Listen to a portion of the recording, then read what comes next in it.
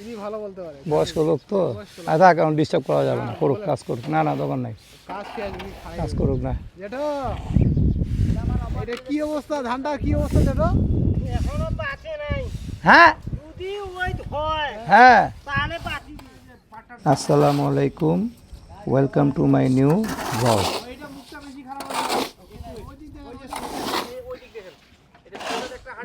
বুঝতে পারছি, বুঝতে পারছি।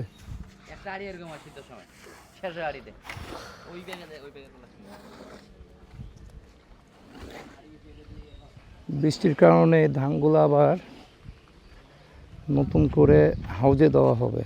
সিদ্ধ হয়ে গেছে অলরেডি, একবার সিদ্ধ দেওয়া হয়েছিল। এই সাইডটা ভালো আছে। বন্ধ হয়ে গেছে নাকি? না, বন্ধ হয় না এখনো। এটা যদি পুনরায় আবার হাউজে দিবে পানিতে, তাহলে ধানটা কোনো সমস্যা হবে না।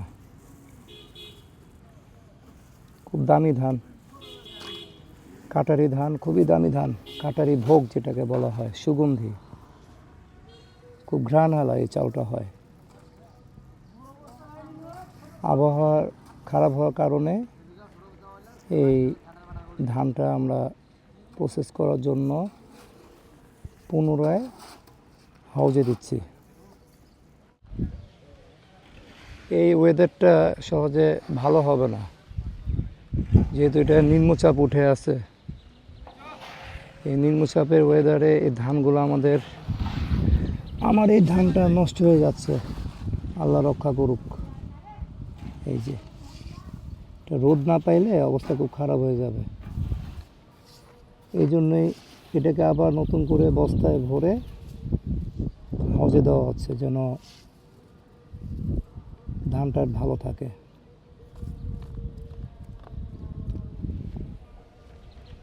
এগুলো সব ধান সিদ্ধ হয়ে গেছিল, কিন্তু রোদ না পাওয়ার কারণে এইভাবে ঢেকে রাখা হয়েছে। কারণ এই বৃষ্টির পানি যদি পায়, এই ধানটা সম্পূর্ণ ধান নষ্ট হয়ে যাবে। এই যেখানে দেওয়া আছে এইভাবে ঢেকে রাখছিল, দেখাচ্ছি। এই ধানগুলো,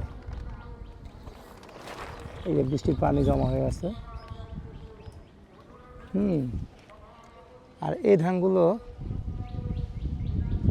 আবার রোদ পাইছে ঠিক মতো। এগুলো একটু ভালো আছে, এগুলো কোনো সমস্যা হবে না। কিন্তু ওই ধানগুলো ব্যবস্থা করতেই হবে। আর এই আকাশ যে অবস্থা, এই যে চারোদিকে মেঘ, এই আকাশ সহজে ভালো হবে না। আকাশ ভালো হওয়ার আশায় থাকলে ধান সব শেষ হয়ে যাবে, পরে কোনো চাল পাওয়া যাবে না।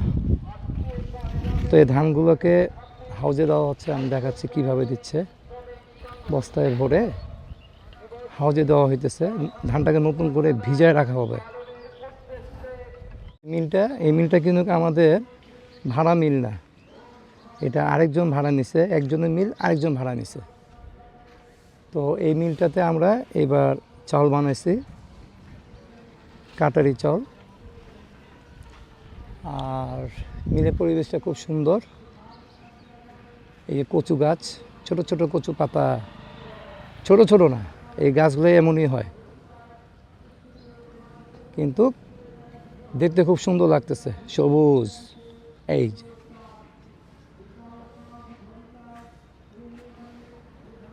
কচুর পাতা বড় বড়, আর এটা হলো সজনা গাছের পাতা, সজনা গাছ। তো সজনা নাই মনে হয়, না নাই, পুরো গাছ খালি। এই ধানের কাজ চলতেছে।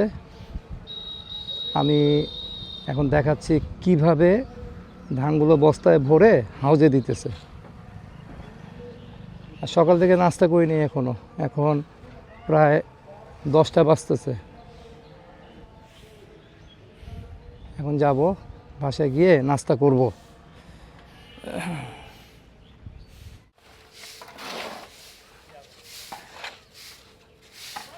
তলে ধানগুলা ঘষা দিলে ক্ষতি হবে নাকি ভাই? না, হালকা হালকা হবে কোনো হবে না।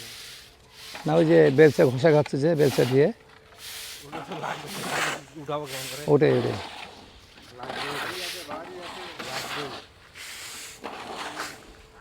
বেলচা দিয়ে নষ্ট হয় না, বেলচা নষ্ট হয় পাটটা দিয়ে। ও পাটটা বাড়ি খায় বেশি রকম পাটটা বাড়ি খেলে ভারী যে ওটা, হ্যাঁ বেলচা দিয়ে কিচ্ছু হয় না।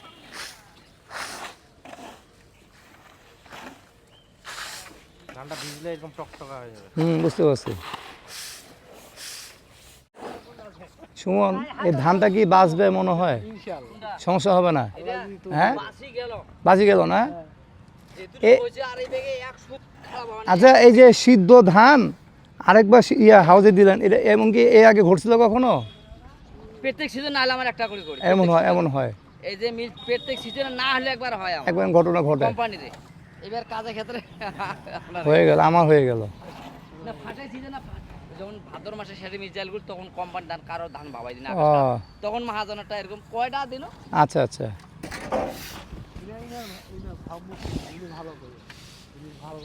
হ্যাঁ, ইনি ভালো বলতে পারে। বয়স্ক লোক তো, আচ্ছা এখন ডিস্টার্ব করা যাবে না, করুক কাজ করুক। না না দোকান নাই, কাজ কি আজ উনি খায়? কাজ করুক না। জেঠো, এটা কি অবস্থা? ধানটা কি অবস্থা জেঠো? এখনো বাঁচে নাই। হ্যাঁ যদি ওই হয় হ্যাঁ তাহলে বাঁচিবি, না হলে জেঠো কয়ে দিছে। না না, এই যে না না, এই যে শুনুন না, এই যে এটা এটা যে এখন হাউজে দিলে একটু তো বাঁচলো নাকি? এইটা এখানে সুন্দর থাকবি। সমস্যা হবে না?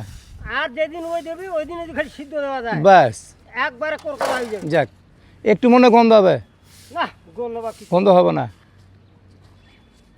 আল্লাহ জানে কি হবে। চাউল আরো ভালো হবে, করকরিয়া চাউল হবে। যাক, ভালো হইলে ভালো। যদি কোন কোনিয়া রোদ হয় হ্যাঁ। ভালো, আর যদি না রোদ হয় কোন কোনো তো হবেই, গরমের দিন না, হবে হবে ইনশাল্লাহ। আগাকে আজীবন থেকে কেমন কথা ওটাই, এটা বলতে হবে ইনশাল্লাহ। এটা ইনশাআল্লাহ কত? বলেন জেঠো। এটা ইনশাআল্লাহ। হ্যাঁ সুমন, আমি গেলাম তাহলে। হ্যাঁ থাকেন, তোমরা ভালোভাবে কাজ করেন, আমি নাস্তা করে আসি। নাস্তা করে আসি না, মানে নাস্তা করতে গেলাম।